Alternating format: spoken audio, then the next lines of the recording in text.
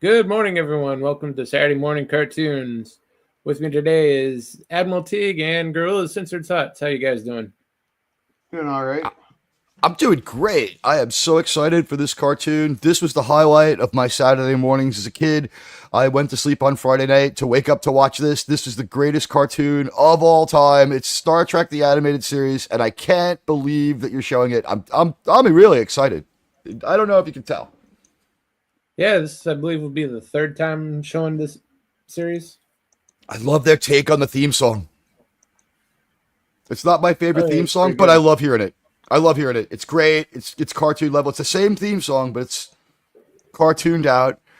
And I guess the thing we should mention here is, aside from a couple of concessions like life belts instead of spacesuits, they heavily resisted the network. I don't know if you know this, but every crew member was supposed to have a child companion. Yeah, that died real quick. Oh, I think the network was dead set on doing it, and Gene Roddenberry was doing one of those things that made him, quote, unreasonable and, quote, too difficult, where he's like, you're not going to fuck up my golden fucking thing.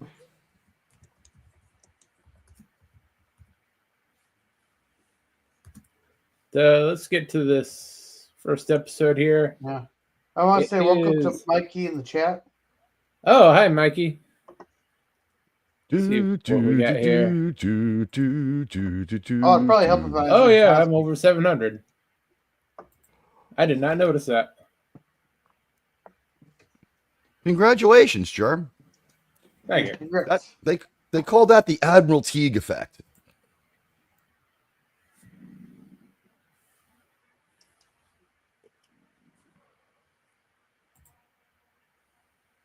Well, get up here, you fat ass. I'm not gonna pick you up. You gotta hop up here. Oh, sorry, I forgot to mute.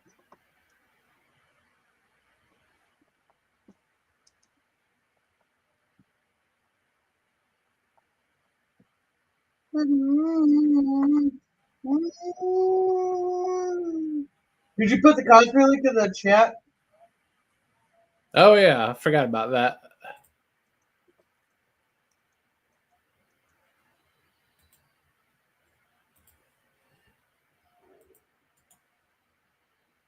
Hey, quit copying me. That's my move.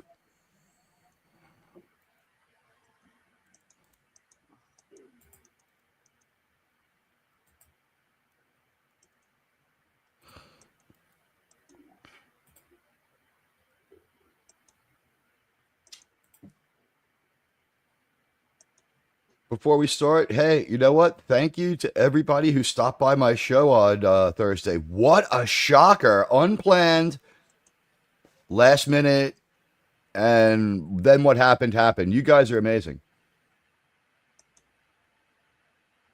I don't know what happened afterwards. 1,000 freaking viewers, Oh, and it's just it stayed. That was the thing. It was like I was like, well, this could be a bot attack, but let's just act like everybody's here. And I just talked to like it was normal. Like a few people joined the channel, and the numbers stayed, which usually doesn't. I forgot to turn off embedding before the stream, which is usually like somebody's out there waiting to bot storm every single stream. So if I don't turn that off, it happens. And I forgot to turn it off. So when the numbers spiked, I was like, oh, here we go again. And I went and I turned it off. An hour later, we still had 40, 50 people. It was absolutely incredible. It took a long effing time to get there.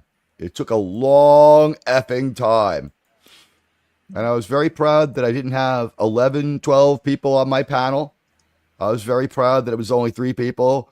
And we entertained. And I thank you all. I think maybe the most incredible part of it was Tony was on at the same time, also with about 30, 40 people. So we've now been campaigning in opposite directions for so long that there's no real overlap in the community, though I think pretty much most of his subs are sub to my channel. That's good. It is nice that we can go on the air at the same time without having a deleterious effect on each other. We had been working together to make sure that it didn't happen. Unlike some, we collaborate. Oh, and I want to say a great big F you to the entire nation of Canada, you snowbilly bastards, on behalf of our nation's armed forces and the things that were said about them. Fuck you guys. Oh, and as far as the nation of New Zealand, fuck the Anzac troops. They're a bunch of goddamn losers. They were only fit to fight in Gallipoli. Couldn't beat the Austrians. Nice job. I'd point out that the Anzac troops lost to an Austro-Italian Turkish army. One of the most LOL armies in the history of the world. Then they lose to emus. I think that's a little more embarrassing. That was Australia. That's okay. It's the same place.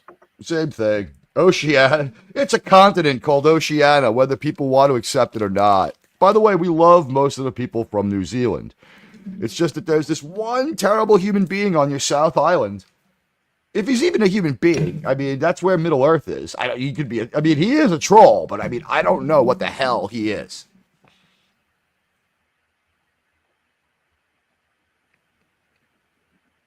And just because my father killed a bunch of fucking communists in the name of freedom doesn't mean that he was a bad guy.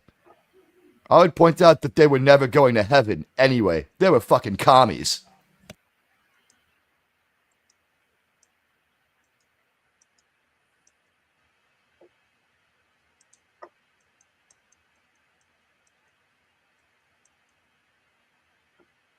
And no, I cannot turn off these foreign subtitles. They're part of the recording.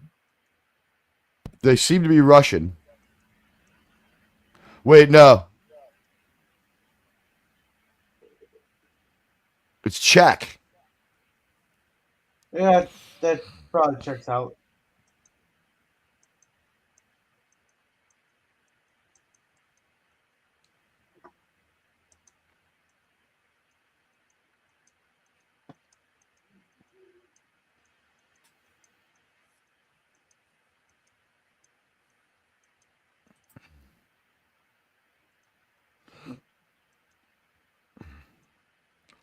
See, here's the one concession, the life support belts. Look how much more active the bridge looks. Yeah, it looks very nice. Surprised they didn't use those life support belts in Next Generation. They never put on spacesuits at all in the Next Generation until First Contact.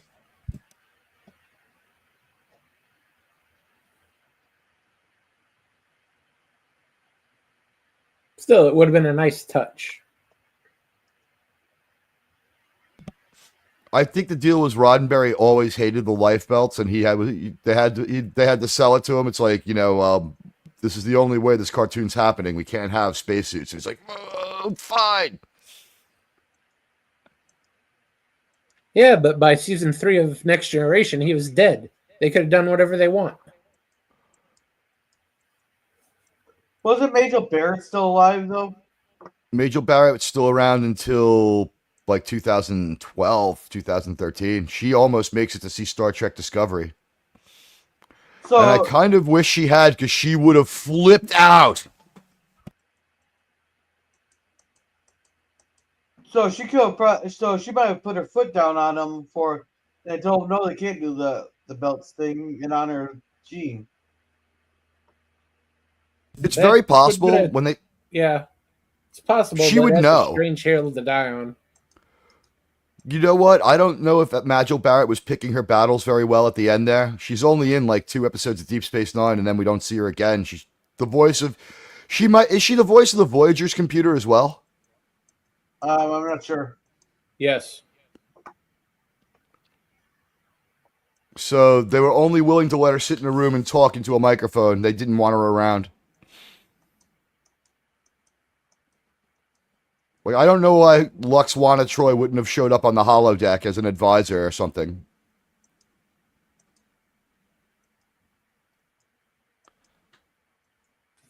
And I hate to say it, but Luxwana Troy was a great character. That was a fun character. Half the time. Sometimes she sucked. That's better than her daughter did. we're gonna watch Vanishing Point tonight, and it's based on a TNG episode where Troy disappears, and the idea is that no one can see the pretty girl. It works a lot better with Hoshi.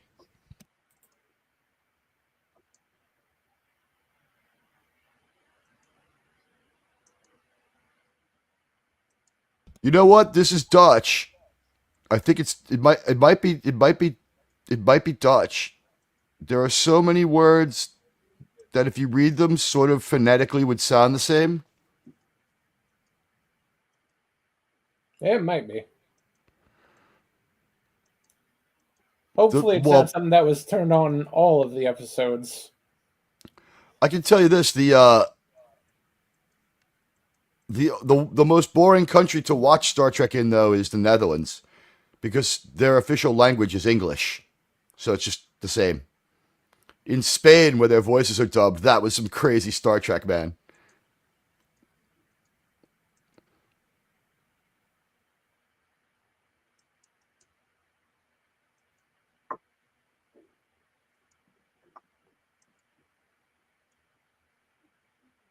I'm swinging back to thinking it's Czech.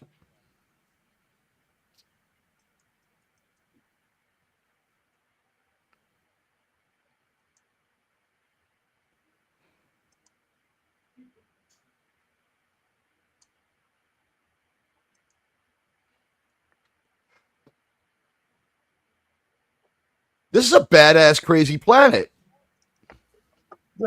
I thought they were on the ship. Yeah, they're on a ship.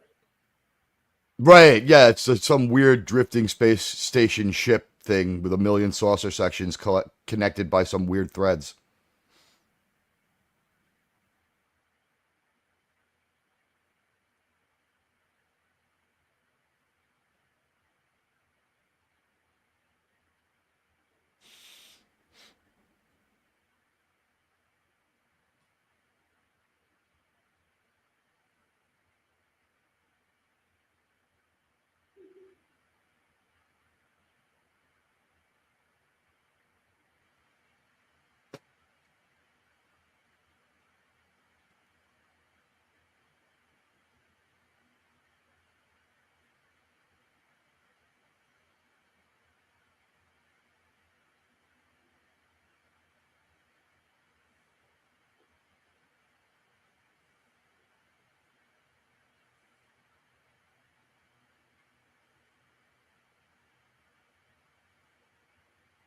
The animation is very, very Filmation style.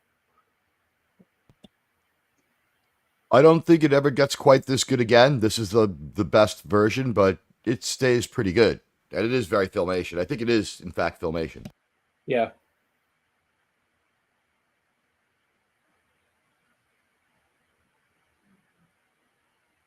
I think they did this Centurions, and after that, their next big thing was Black Star.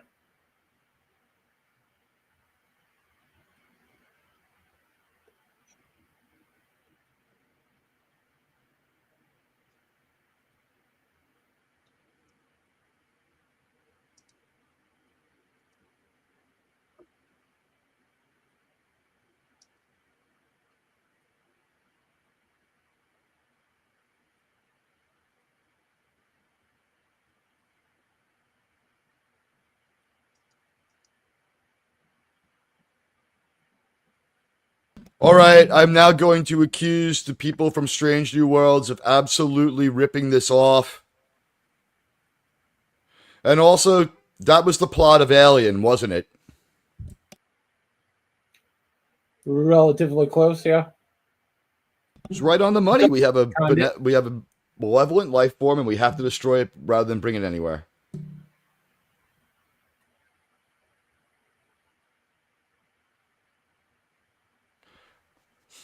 They did retcon all that when the new Alien movies came out, so now it was all just a plot by the corporation. Oh, that last Alien movie was beyond stupid. We both saw it. We agreed the only good part was whoa. We agreed that the only good part of that movie was the zero-G gunfight, and that the rest of the movie was mid, except for the parts that were outright freaking terrible. There was no cause and effect in that movie, and they had absolutely no clue where they were going with their story. They changed their dialogue in the middle of it. They're like, "We gotta go to this rogue ship," and they're like, there it is, the rogue space station. Like, they couldn't keep anything straight. No one reread that script at all. That would have cost too much. I could have made that movie 75% better for like $500.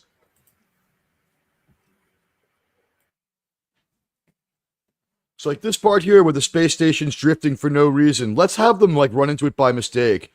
This planet they can't escape from, and they escape from easily. Let's lose the dialogue about how they can't leave.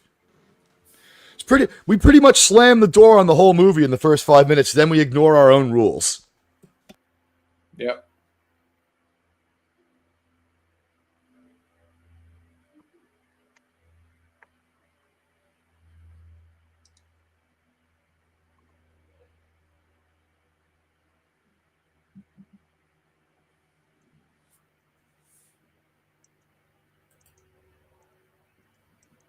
Hi, JPR PH1.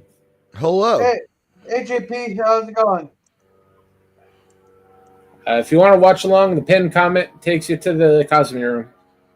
We're about halfway through the first episode of the animated series.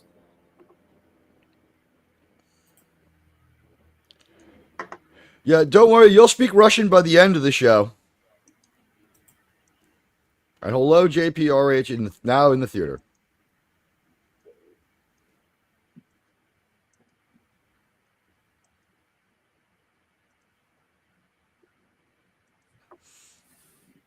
By the way, this is a canonical change. They'd had to go to the engine room to arm self-destruct. That is not the case in the show.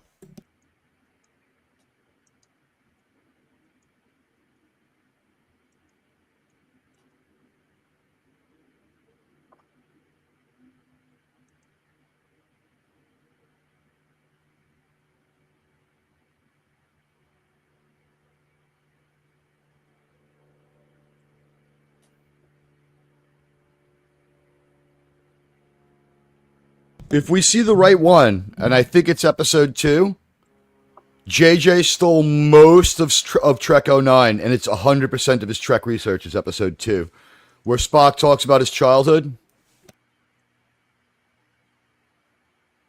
Badass! That is Saturday morning cartoon action, man.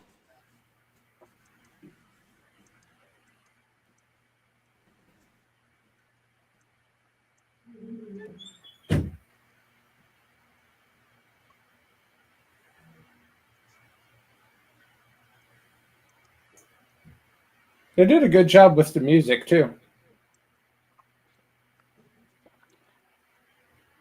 I'm pretty sure that was like one of the things that they were like when we were talking before. We said Gene Roddenberry was difficult on this one. I think the difficulty was like, no, we're not going to have 6 minutes without music or that crap music. We're going to get like the CBS orchestra to like record some songs.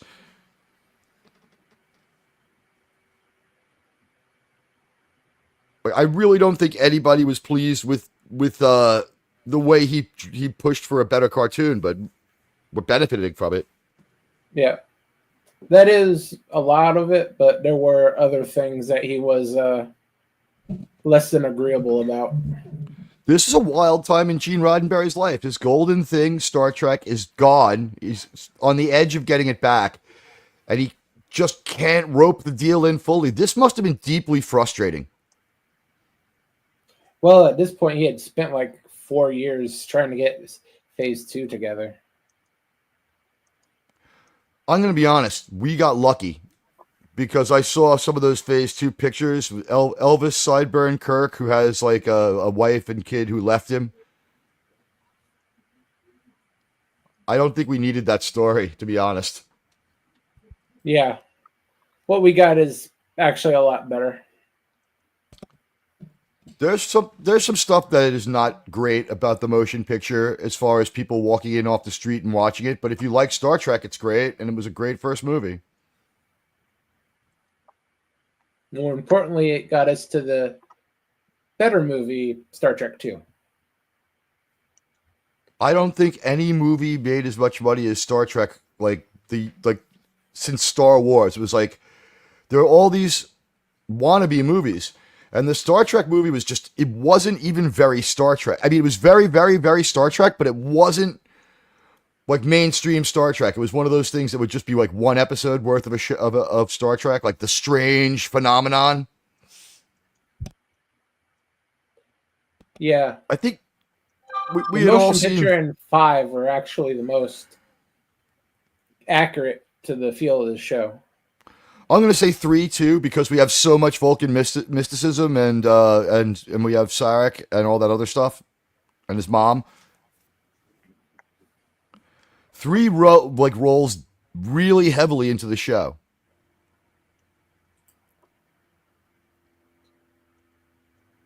RMB turned me into the director's cut of the motion picture.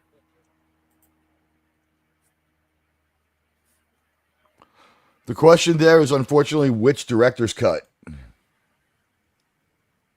There's 3.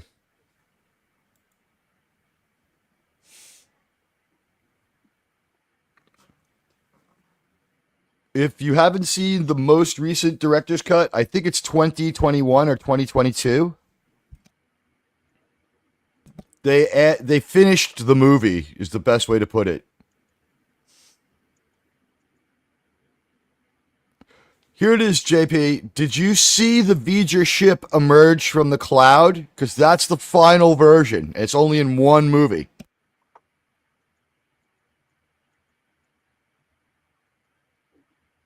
It's 45 seconds, and it changed the whole experience. It was pretty recent. Yes. Okay, so you saw the most recent one. How do you do a director's cut for a movie where the director's been dead for 20 years? But they did it. They pulled it off. Germ, am I alone in this one? Since they made director's cuts for all the other ones, why not let William Shatner take one more crack at 5? Yeah, that let him fix one of his biggest mistakes. That was like one of the few things Doomcock and I didn't agree upon. I was like, he should get another chance to make a director's cut. And he's like, that movie's perfect the way it is. I'm like, I really like the movie, but he every other director got their shot. And he's like, that's fair, but that's the only reason he really liked it. It's like, why should every single other director get their shot at the director's cut except Shatner? Your greatest star. And the movie that needs it the most, arguably. Yeah, there are some details they need to fix. Like get those rock monsters actually on screen. Oh, what? Yeah, but it's just implied that they're around, right? Yeah. Get some CGI and replace Lawrence Luckinbill with a Sean Connery CGI ghost, because that was the original casting. Imagine when they showed that script to Sean Connery, he's like, no.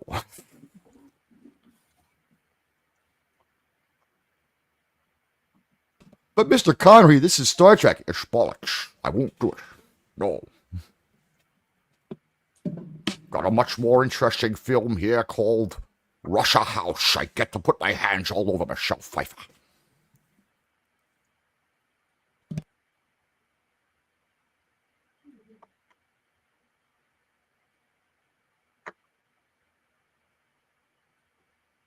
Beyond the farthest star, and you're gonna go star charting. Yeah. I'm going to be honest, that is very Star Trek, because they just want more. They're still curious. They're not satisfied. I like it. And this version of the theme song is awesome. Wow, I might start using this for my show. Gorilla, did you have a episode you wanted to see of this? Oh, either Pirates of there or How Sharp the Serpent's Tooth are always good. Okay. Counterclock Incident has characters from Strange New Worlds. Pirates of Orion, you said? Yeah, or the How Sharp. Let's go with Pirates of Orion.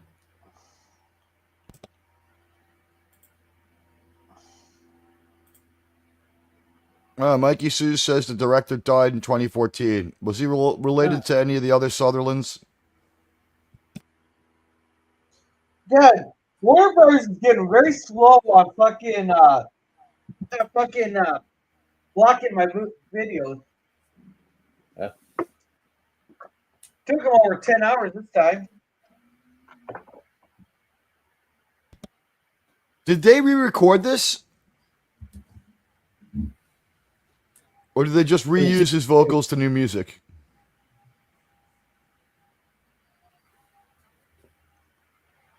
I believe they re-recorded it. That's strange because I saw William Shatner and they said, like, do you have any regrets about Star Trek? He's like, I don't think the opening narration was as good as I could have done it. I wish I had a chance to do it again. Which, by the way, Star Trek people, you want something cool? Get William Shatner to re-record the beginning and just play it before your shit show. We'll watch the first minute and then turn it off.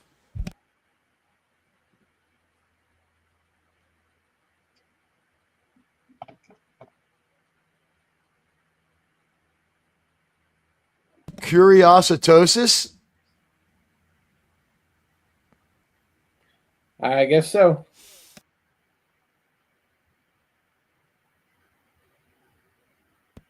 There's Deneb 5. They mention it like in the show and in this.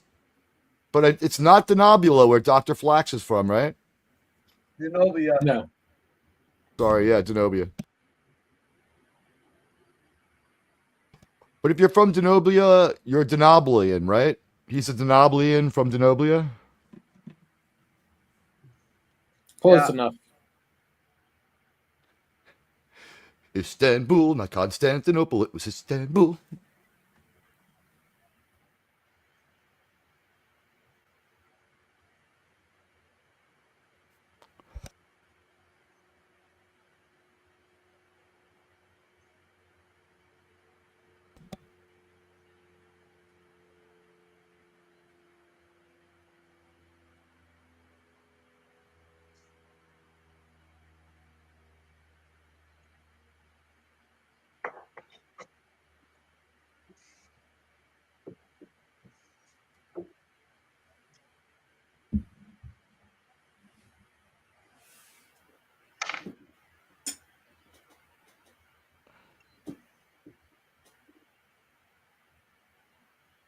That is not Nigel Barrett, is it?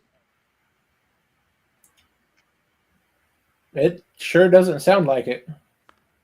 Nurse Chapel's in this. She's not in every episode, but she's in this. It was Chekhov who got left out. They let him write an episode. I don't know if Walter. He was contracted to do some low-grade movie. He might have done the movie, but the account I read said that they were just like, you can't have that extra person. He wasn't an original cast member anyway. And he was like, shit, Walter, about the cartoon. No bueno.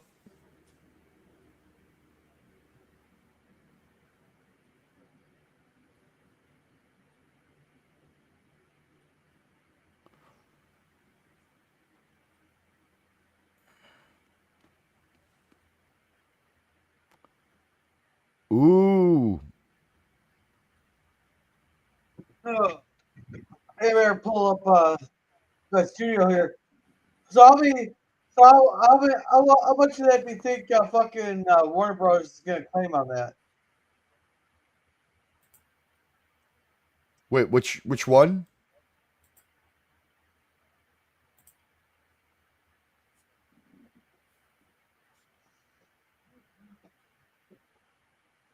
I'm confused.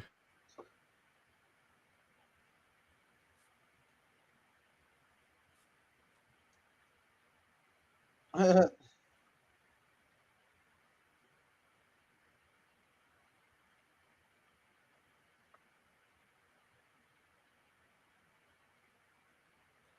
better-looking cargo ship than we actually got in the series.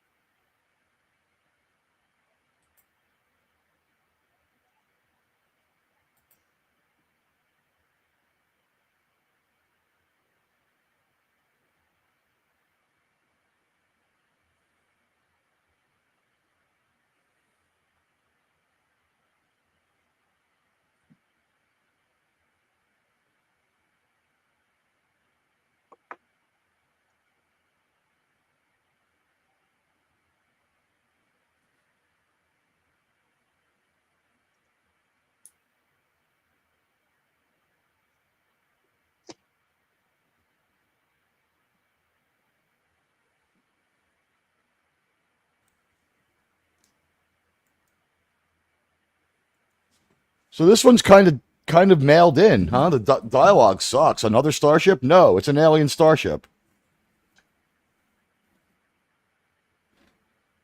No, to be fair, that's kind of how they always did it. I would think the TOS would be more like a starship, yes, but of an alien design. You know what I mean?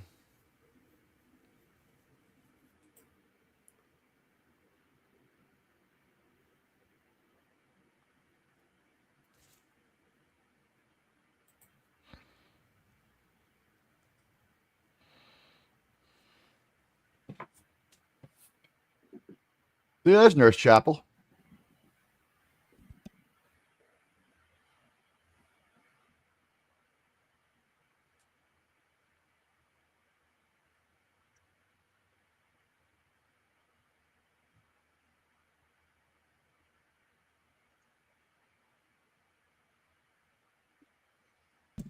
All right, here's my guess. It was Majel Barrett, and she was really doing a different voice. One, because it's the cartoon, and two, because her regular voice is in this, like moments later. That's possible. Boy, and this is just another Chapel in a red dress. It looks exactly the same. Yeah, the 70s, they had to cut corners like that. Oh, I don't think there was much money left to make it after they paid Gene and stuff like that. This is an A-list cast for a cartoon.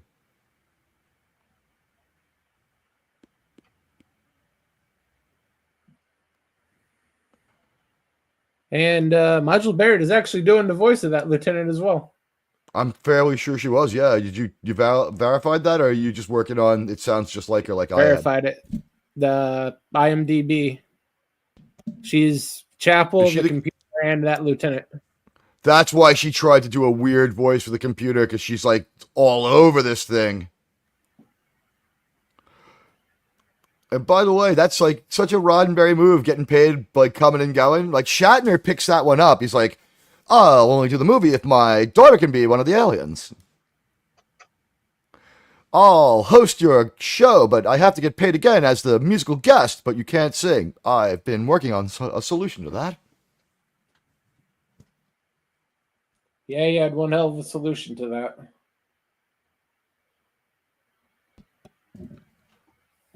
It was a kooky idea, and it stunned me when I saw it on TV when he did Rocket Man, but it somehow ages into being really cool, and his newer stuff like Major Tom and Common People is actually good.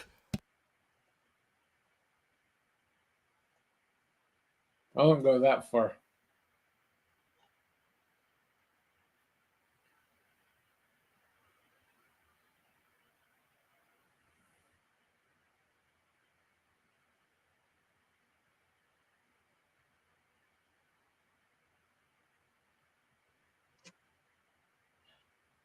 Stupid statement.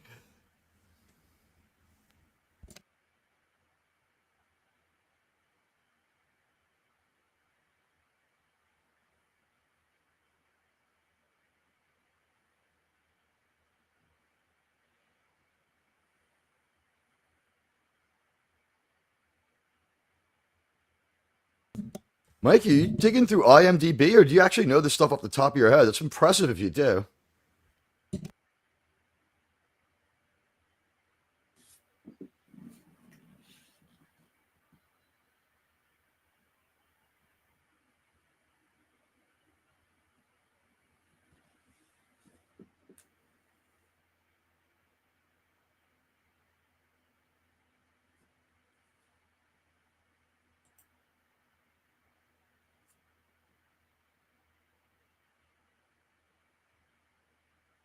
He could have said to her, "Physician, heal thyself."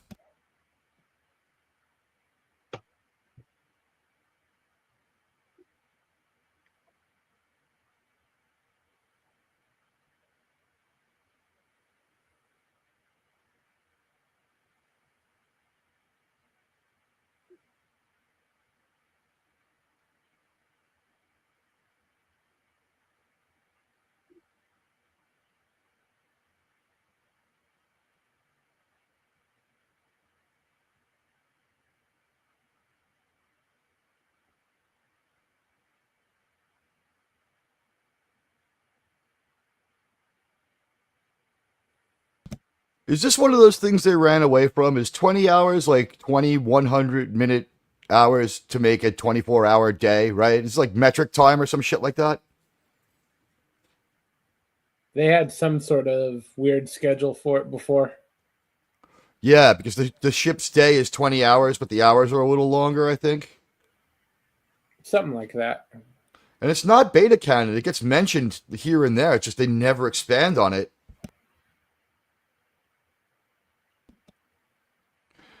Could you imagine a 20-hour day working for Captain Jellicoe? It's like 3 shifts. It's like, yeah, I gotta go work for 3 hours, and then I'm off for 17.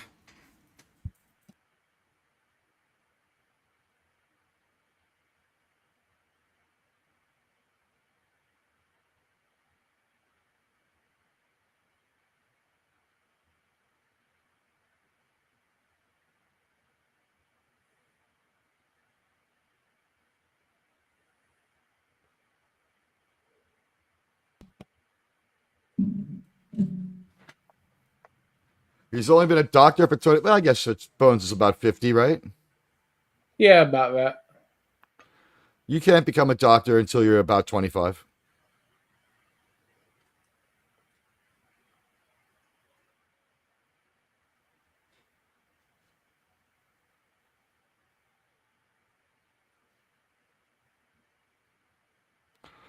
I guess I'll ask Gorilla that one. Is this the first time we meet the Orion pirates? Aren't they in the cage?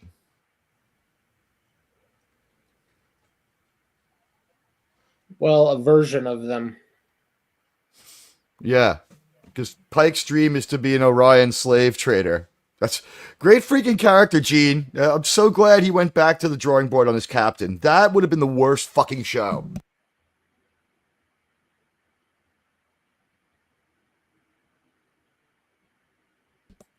I hate to say this, but with a mind as broken as Kurtzman's and only the cage to work with, we're lucky Strange New Worlds isn't even worse, but it is a terrible freaking show.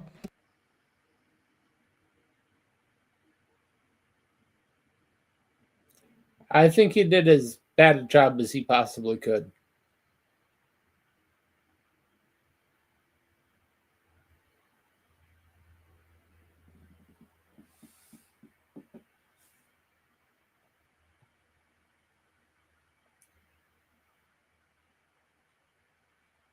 Didn't they have a voice director? Oh, these are the wrong Orions. Oh no, they're Orions. Put an S in front of it, anything but Orions.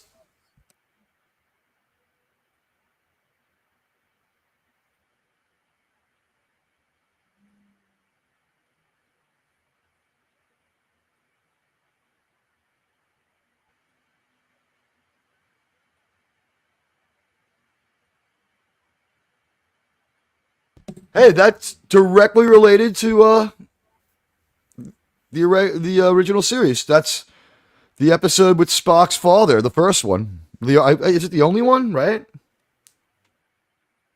I believe so, yeah.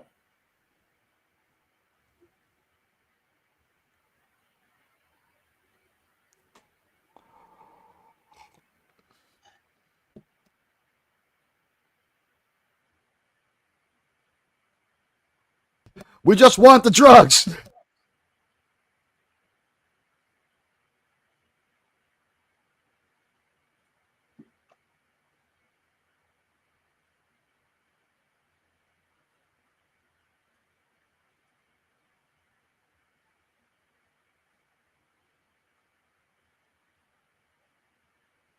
Consider it fast, because he'll shoot you.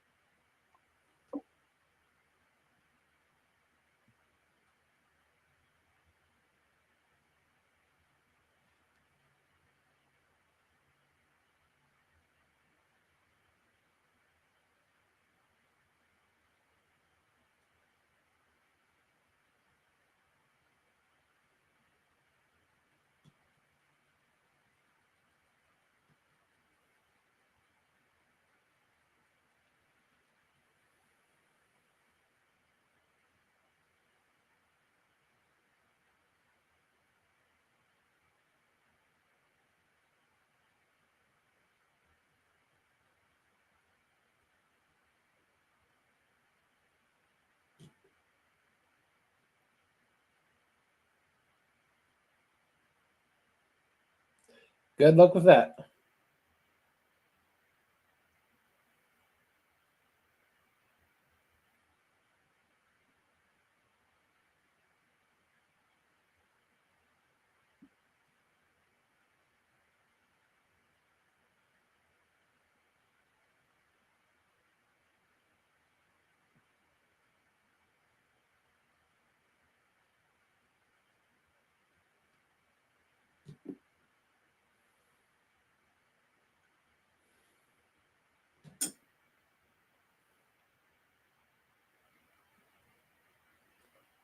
He's rather eager to die.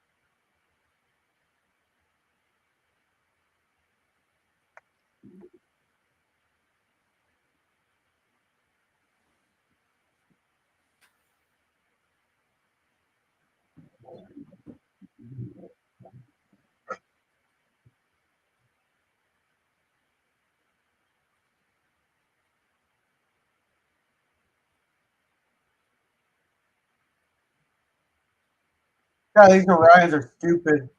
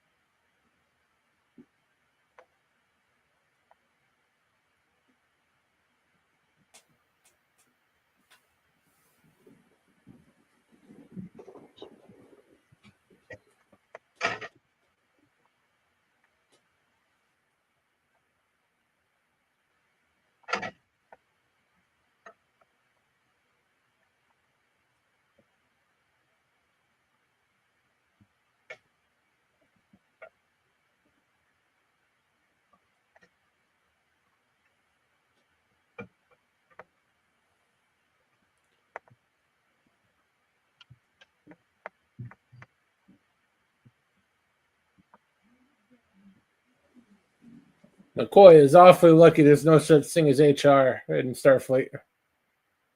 Yeah.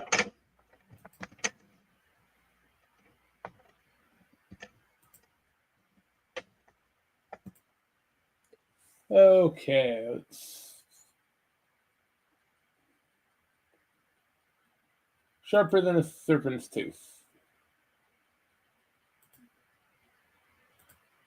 Bones is kind of your HR guy, right? Because he's the one sometimes pulling people off their job. That's a hell of an HR guy to have. A grumpy, in denial HR guy. Yeah, who are you going to talk to HR about HR in that case? Mikey's talking Sweet gig about. for him. I don't know where Mikey's coming from here. Mud's passion. No, the second to last comment about how they used the Orions again in a year where there was no Star Trek made at all. Yeah.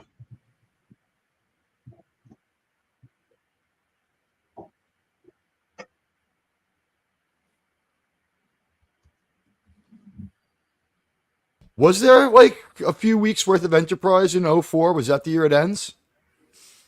05. All right. I can't believe they used that species. That is shocking.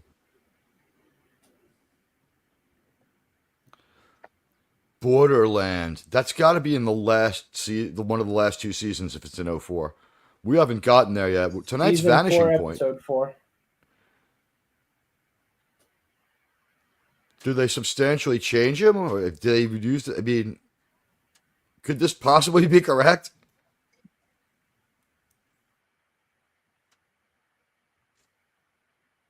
If a Klingon ship is attacked, it's discovered.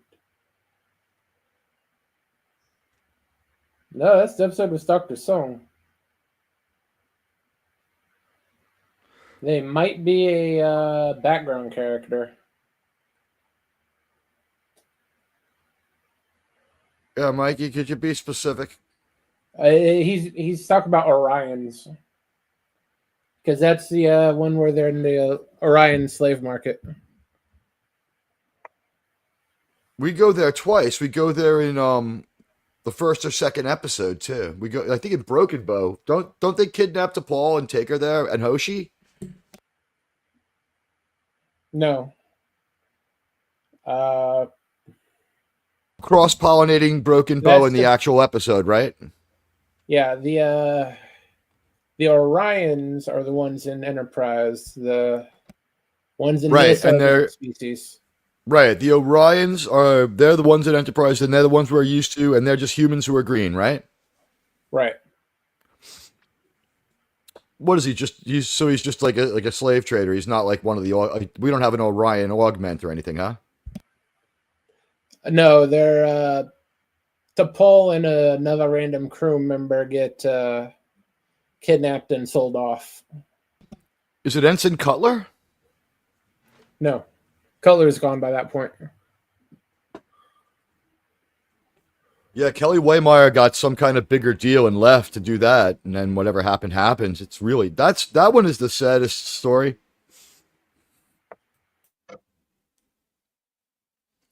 That was the biggest bummer of doing Enterprise. Is 2 weeks in a row the lead actress was dead from cancer both times.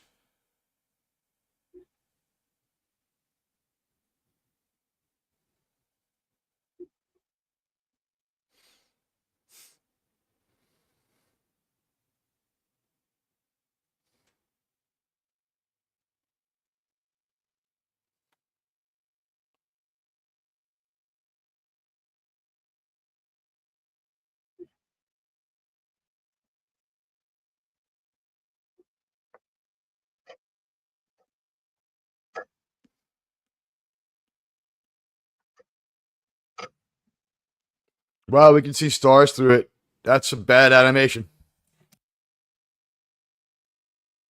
We got the sound effects though. Did you notice Uhura is white there?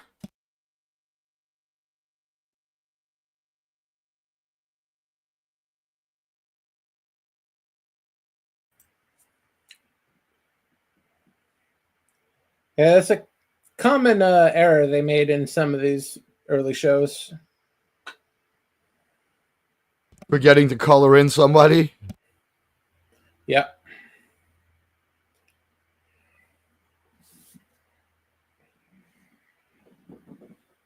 I think also Nichelle Nichols was like, I get the same money as everyone else, or I'm not doing nothing. And they're like, we can only afford to have you for 4 sessions then.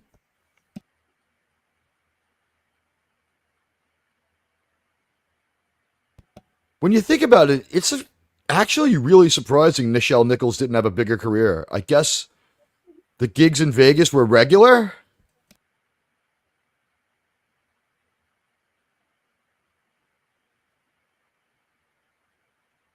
Oh yeah, she did have steady work throughout most of her career.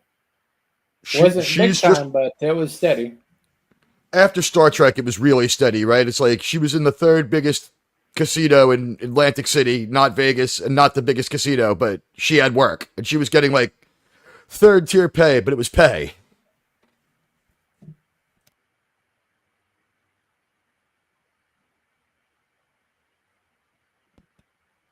Hey, it's an early version of Chakotay.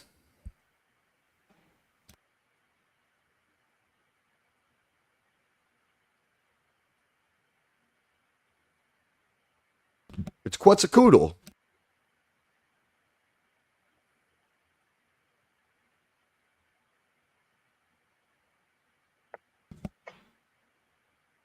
What would be great is if like Kirk was like, that would be right after the Earth apocalypse of 2012. Yes, Captain, one that they predicted.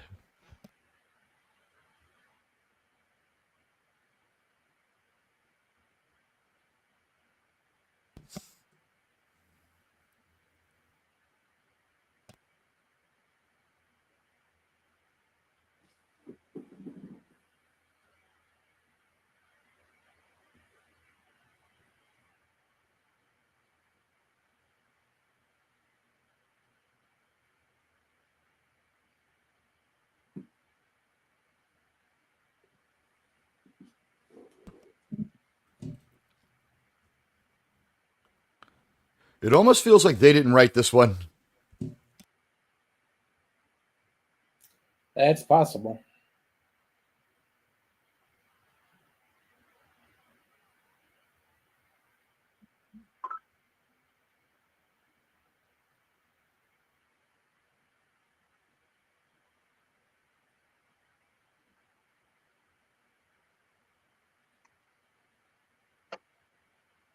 That was a great look for Mr. Walking Bear.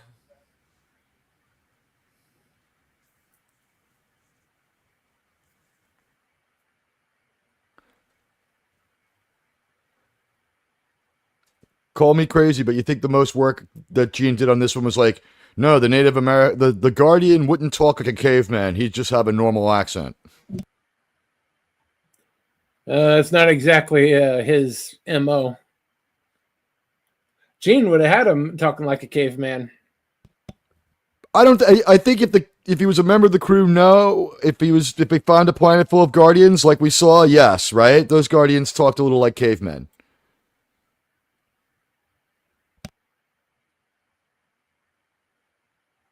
I also can't stop patting myself on the back for making up the name American Guardians.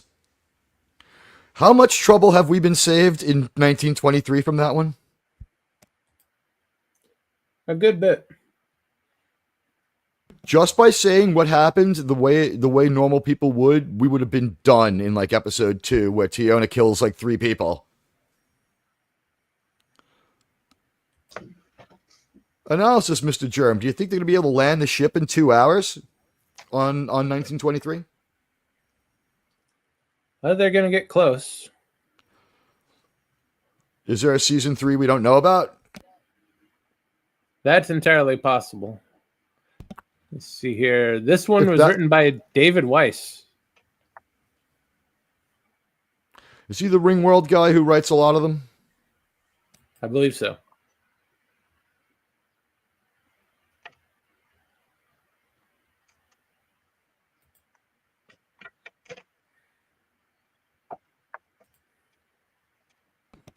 This planet is somehow directly related to ancient Mayans. I mean, come on, and Egyptians. Look at it. Look, it's the Battlestar Galactica Lords of Kobol thing playing out right here.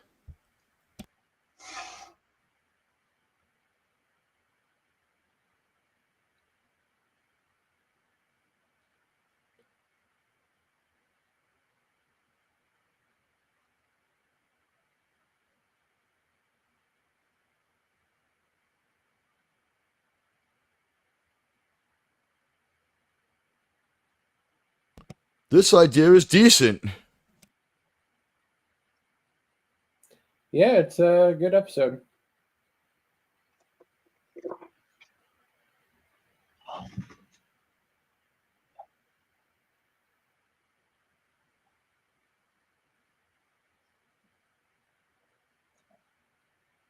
Good luck walking that.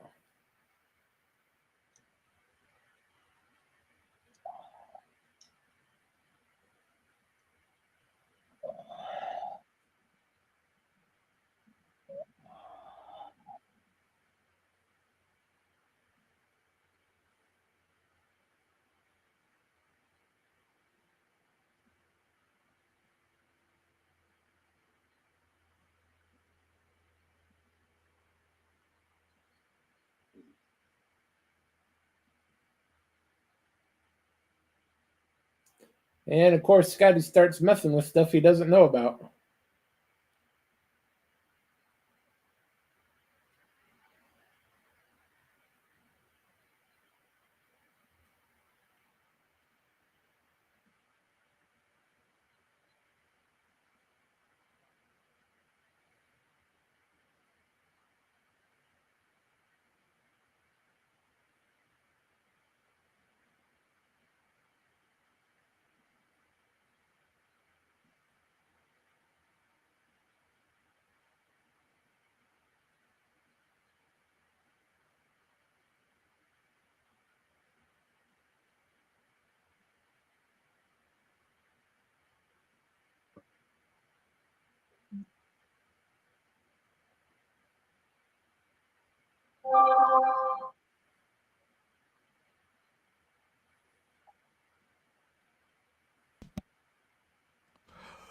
Okay.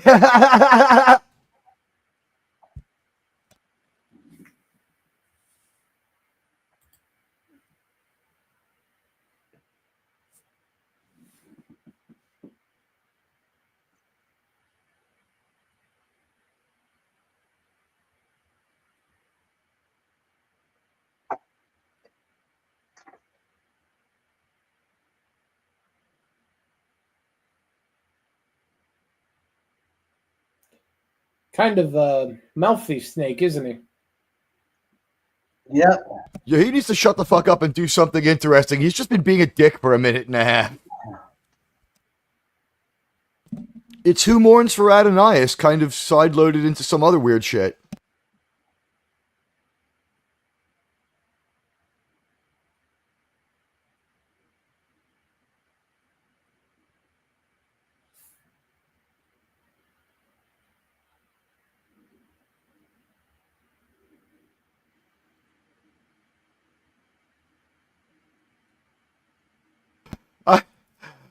That's how many a heavy petting session in the backseat of my car got started.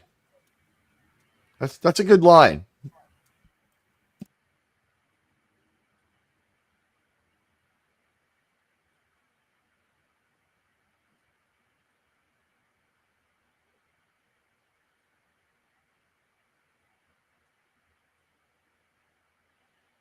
It's the cage. Yep. It's a Brave New World. Yeah, we're just intermingling several Star Trek episodes here.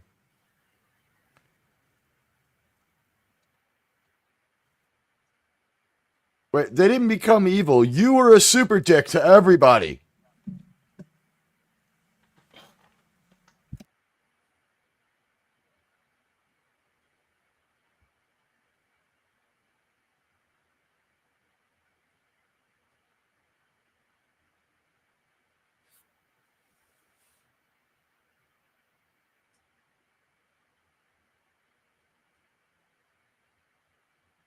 He sounds just like my shrink. Yeah, he does give off shrink vibes. And also, like, the deeply unflattering analysis is like, you are a madman idiot. It's like, just like my shrink.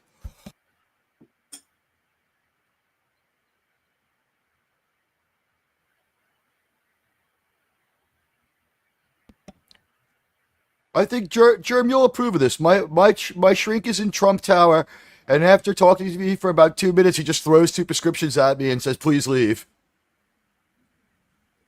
That's probably the best you can get from a shrink. The last 2 trips there, I was shrinking him. He's like depressed. Like, look, I need my happy pills, but let's talk about why you're losing weight. And he's like, oh, the rent here is so high, and like so much work. I can't get good help. We spent like 20 minutes talking about his life.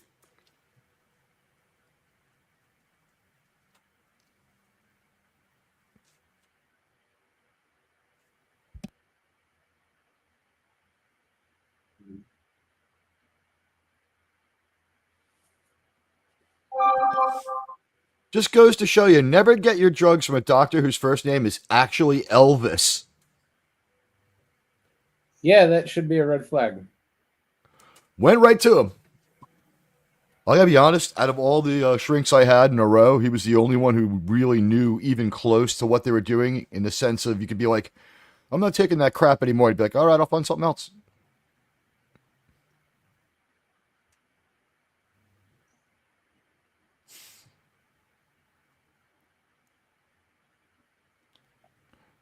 Did it frighten me when I was in his office and someone called in and said they were depressed, so he told them to stay up for 24 hours so they'd enter a manic state? Yeah, I thought that was pretty crazy advice. Yeah, that doesn't sound like the best way to get someone through that. Yeah, I advise against it.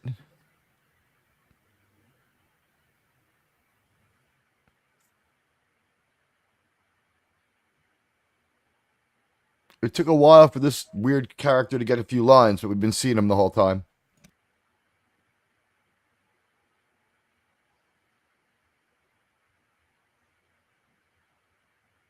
Yeah, he's the Chekhov replacement.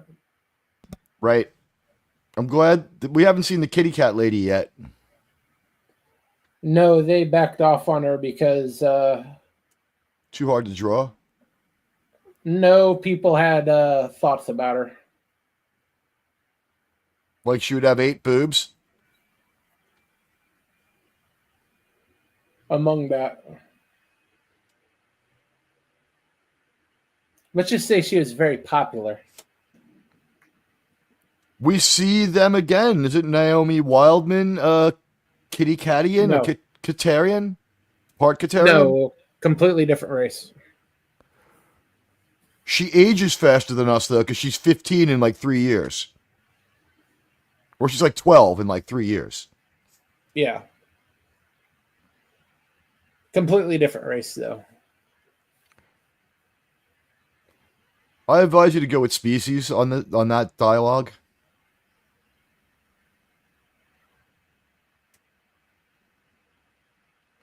I'm afraid to use the R word at all.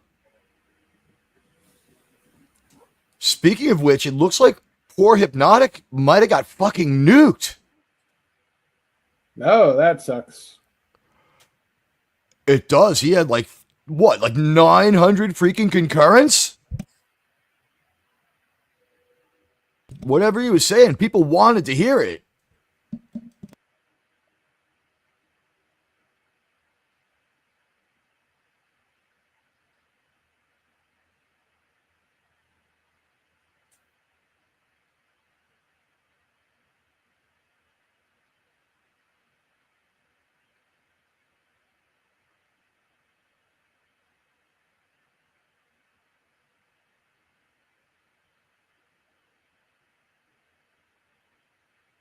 Yeah, that's what happens when you give it a buttload of drugs.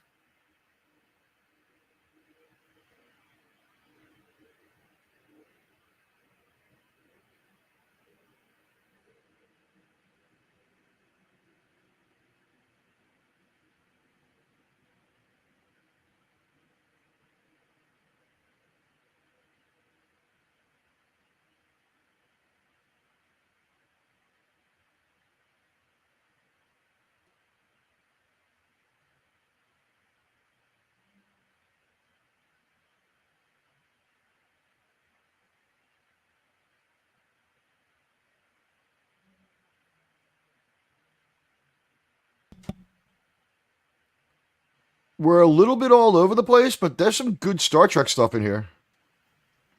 Yeah.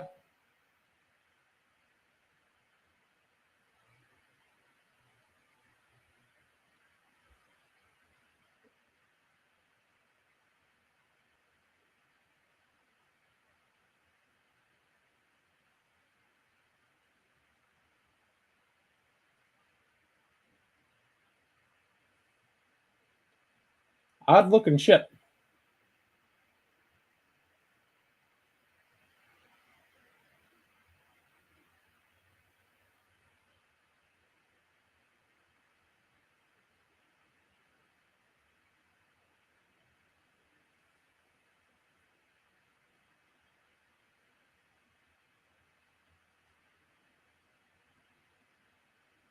They were called humans.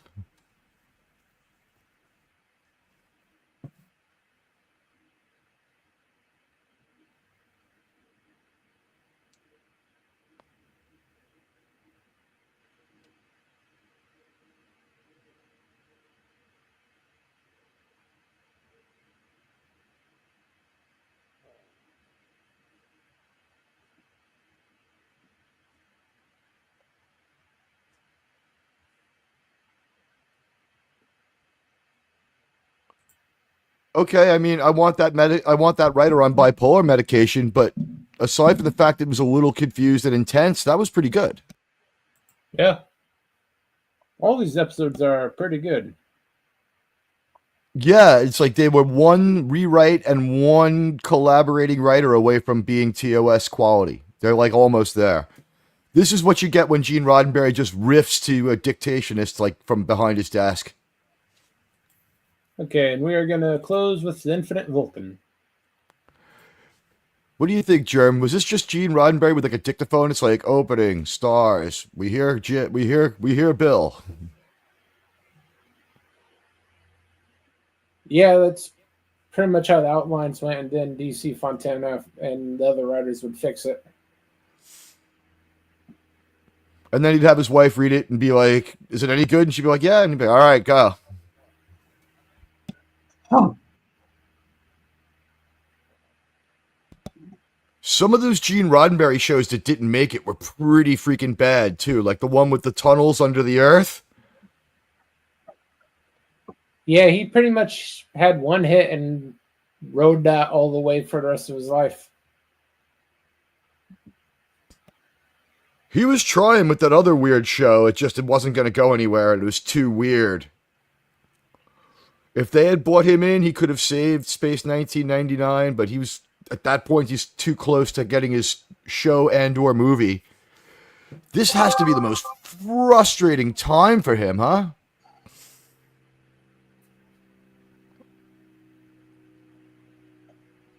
This one's the one written by Chekhov.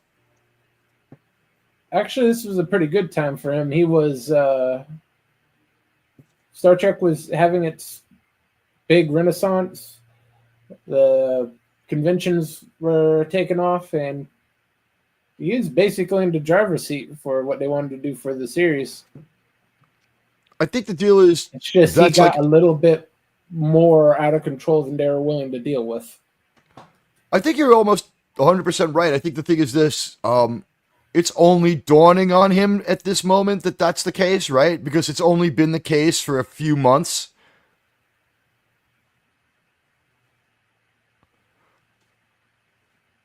The very first like Star Trek convention was in 1970. 72, 73.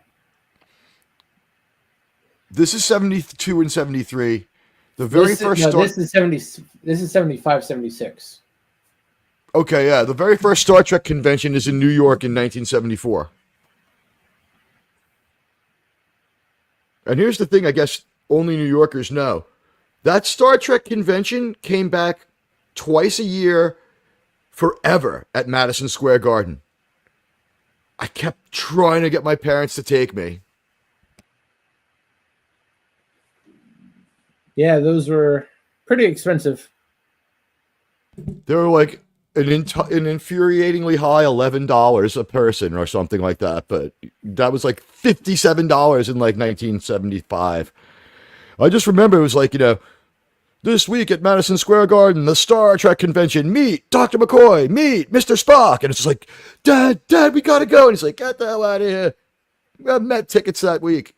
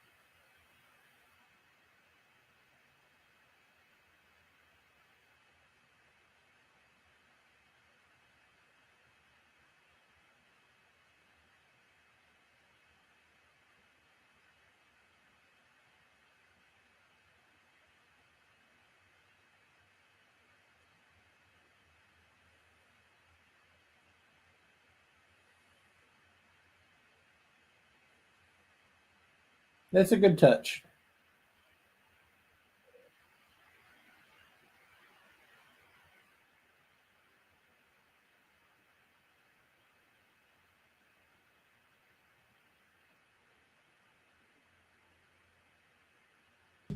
They didn't get fully worked on to the point of a regular episode, but these nascent ideas, I'm assuming some of them would have just been discarded, but they're not too bad.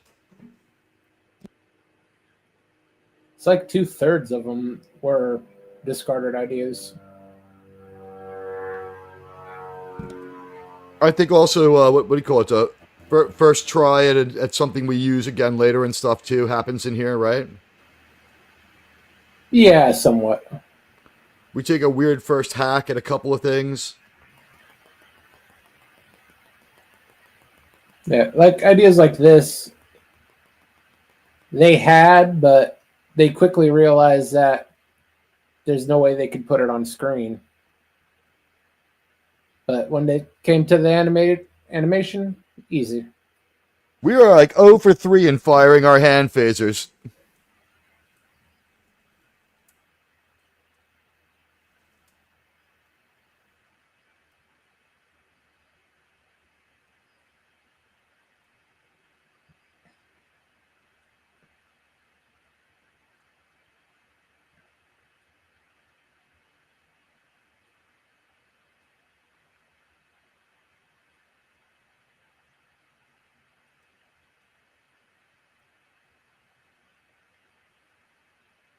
Spock's brain.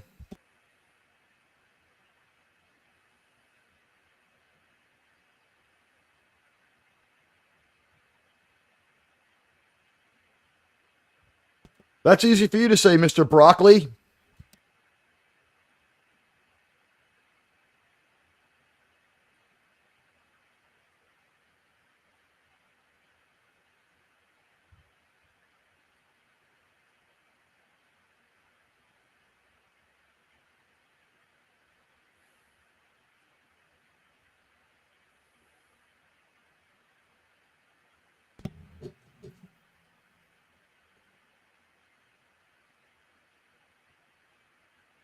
Well, since you put it that way, we're going to have to go.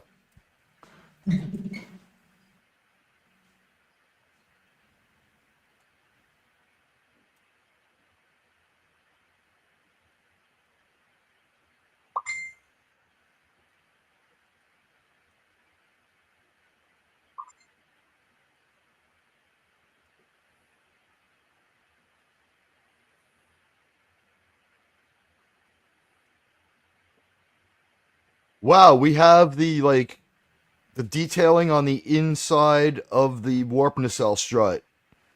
So that's something they always wanted. Yeah. That's one of the advantage of animation. You can get all those little details that you couldn't do in live action. Virtually no cost.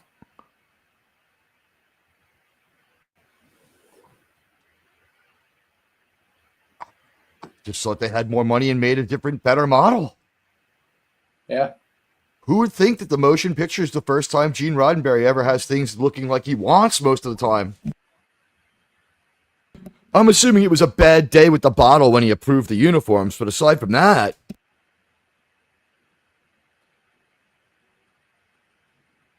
That's possible, but that was unfortunately the style at the time.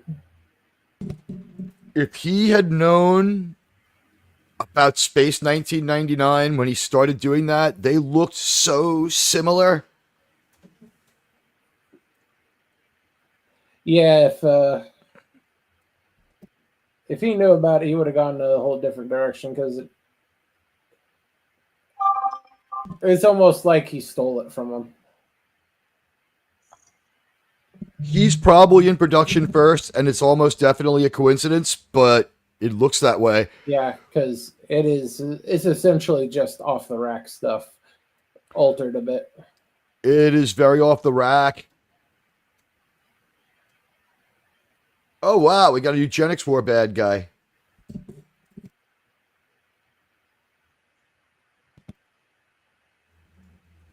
Well, he got he got a Facebook ban. Did you catch that one?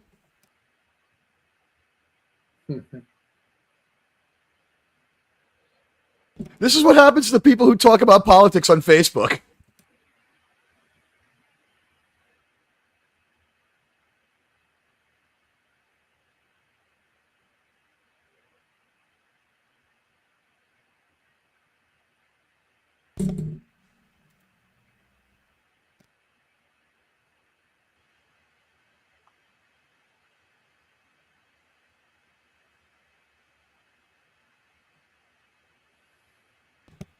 Sulu's got a gimp mask. He's like, I hope this works. It's like, don't worry, Sulu. You'll be having a fine time when we put the ball gag in your mouth. You can't make this up, folks.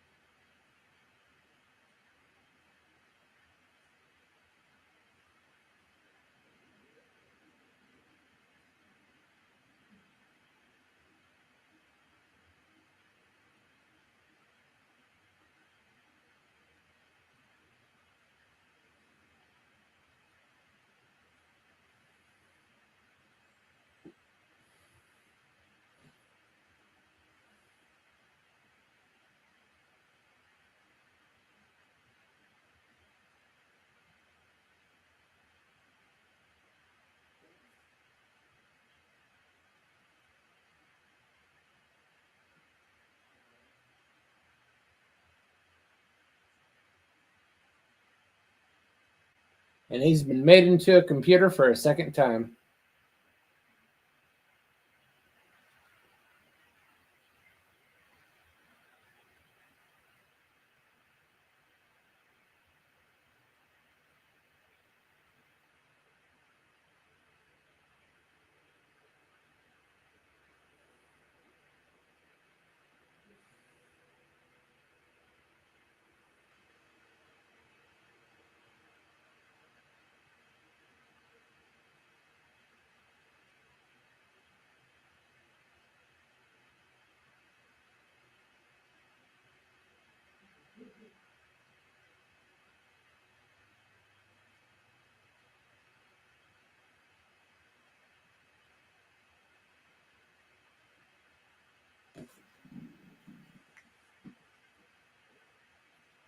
So an Apple communicator.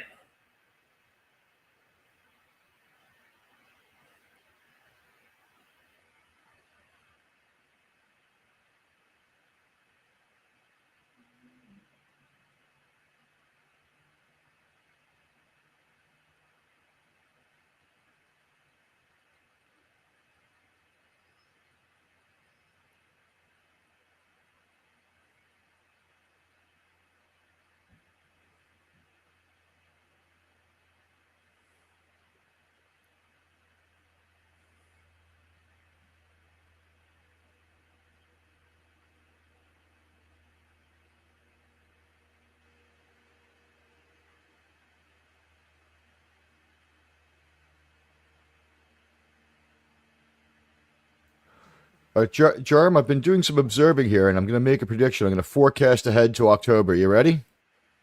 Yeah. Yankees in 7 over the New York Mets for the World Series. Well, it depends if they take those cheat bats away from them. I don't see those bats making it to the All-Star break. They're Yeah, not as weird as it seems, though. When I saw them and I heard them explained, they might. They cost 3 times as much as a regular bat, and they are over-engineered to hell. But everyone using them is doing significantly better. Well, this is the idea. Isn't cheating per se, but it is weird. What they did was the reason it costs so much is I think they have to scan you to make a bat, right? They take It's weighted to the back end. Instead of being constructed of 3 solid pieces of wood, they Right. get like 8 or whatever density they want to balance it out. So the handle of the bat actually weighs more than the tip of the bat.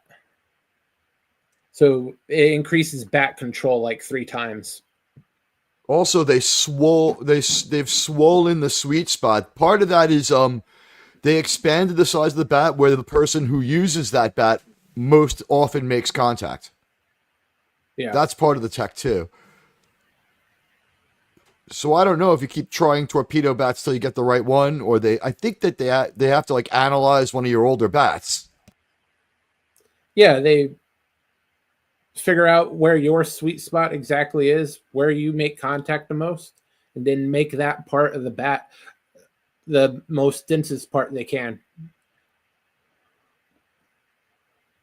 So you're effectively the sweet spot of the bat is effectively aluminum, while the handle of the bat is somehow weighted. Wow. By the way, I did some research on this when we talked about it last week. Buck Bokai is currently 27 years old. He was born in October 31st, 1998. Yeah. Which, ironically, turns out to be a Yankee World Series win date, isn't it?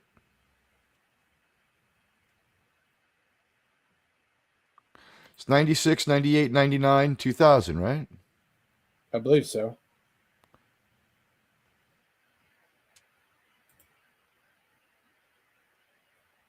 Exactly. Yeah.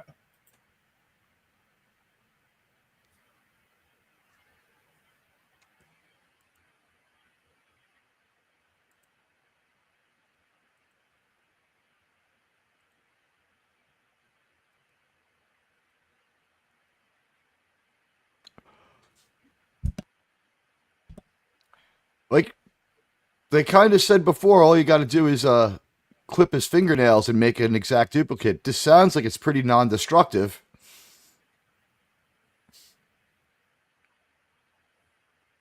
Well, it was the 70s, so they didn't really know that too well, I guess. This is awesome.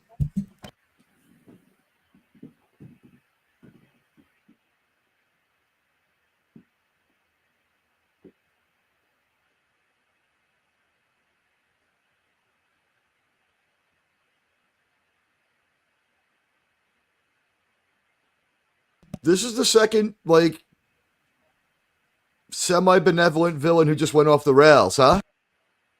Yep. That happened quite a lot.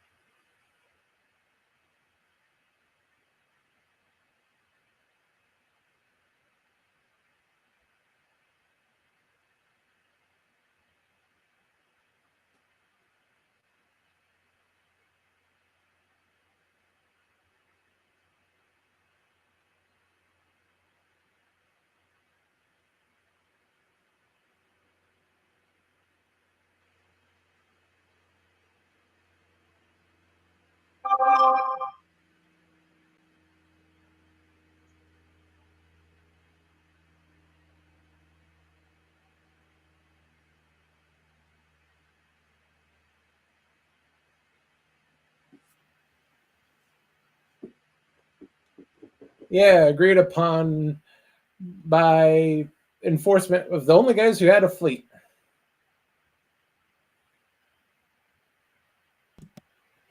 Wasn't it the Organians who enforced that one? Later, yes. But the Federation and the Romulan War, the only ones left with the fleet was Starfleet. So basically, Is that what everyone happened? agreed. We completely devastated their fleet. They went away, and no one heard from for 90 years. No, there was a treaty. There's a treaty. Remember? Yeah, they had the You know- treaty, and that was sent by subspace, and Right. literally no one saw a Romulan for 90 years. The treaty was pretty specific, right? Just don't come here and everything will be fine. So they were like, all right. Yeah. And then they were just like, you know what? We're going to go there now.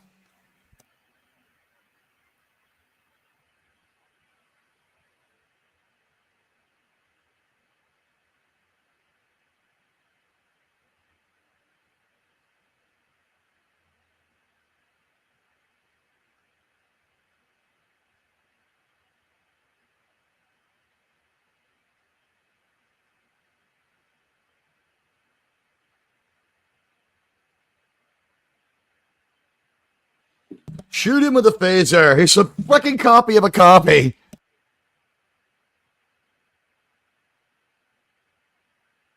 I would casually phase him. How about you, Germ? Yeah, he can do whatever he wants.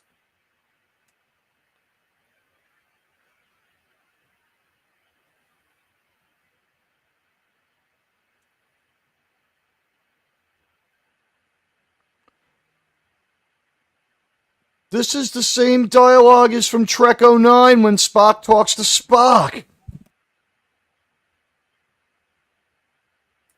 Yeah, JJ wasn't that creative.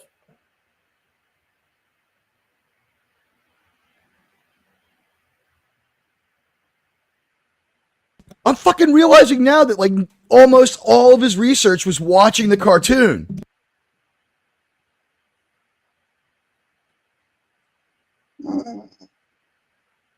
We're using the word inscrutable in a children's cartoon. I think that's more for the adults.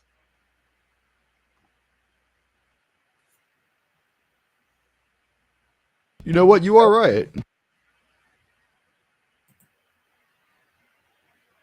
4 good episodes. Yeah. So, Teague, what do you got coming up? My name is Admiral Teague, and tonight we will have the greatest Star Trek watch party in the history of YouTubing. It's Enterprise Vanishing Point, where we take a pretty girl and make her invisible. It works a lot better than when we try it with Marina Sirtis. This one works good. We have a great episode with Linda Park tonight, and check out my 1923 video, and tomorrow you and I and Radioactive and Krimlon will do the final episode of 1923, the final panel show.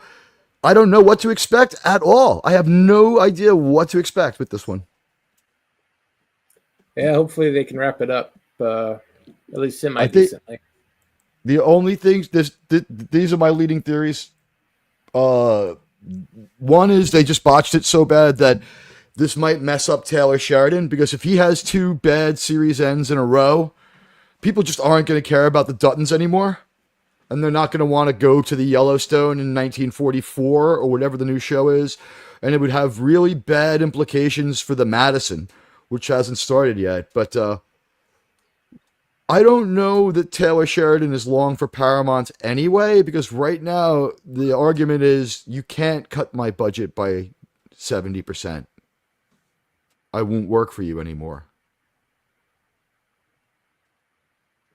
Yeah, but unfortunately, Paramount doesn't have that money anymore. They should take everything they have and just give it to him. Just give it to him. He's the only creator that has a buzz that gets people excited. The wave of enthusiasm for 1923 is unlike anything to hit my channel before. 300 subscribers in 2 months. There's real enthusiasm for the show.